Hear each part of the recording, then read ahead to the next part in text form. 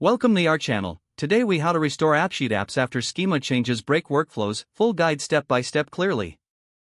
Begin by identifying the schema changes that caused the workflow issues in your AppSheet app. Take note of the specific data changes, such as modified tables, fields, or relationships. Next, access the AppSheet editor to review your app's structure and settings. Navigate to the Data section and locate the tables affected by the schema changes.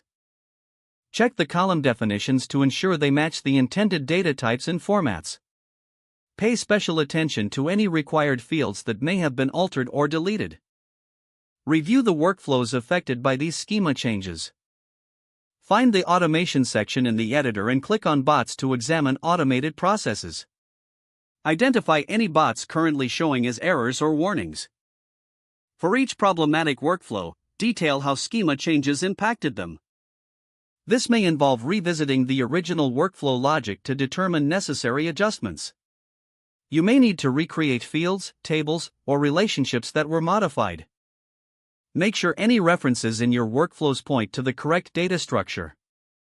Once corrections are made, test each workflow individually to ensure they function as expected.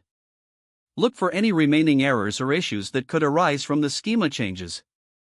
After verifying your changes, save the modifications in the AppSheet editor.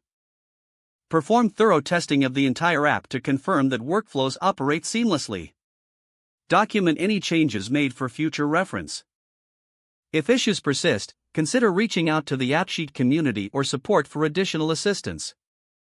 With these steps, you can effectively restore your AppSheet app after schema changes disrupt workflows.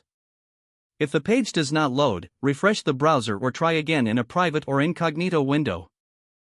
Make sure you are using the correct email address, then retype it carefully to avoid small typos. If your password is not accepted, use the reset option and create a new strong password you can remember. Check your spam folder for verification or security emails, then complete any requested confirmation steps.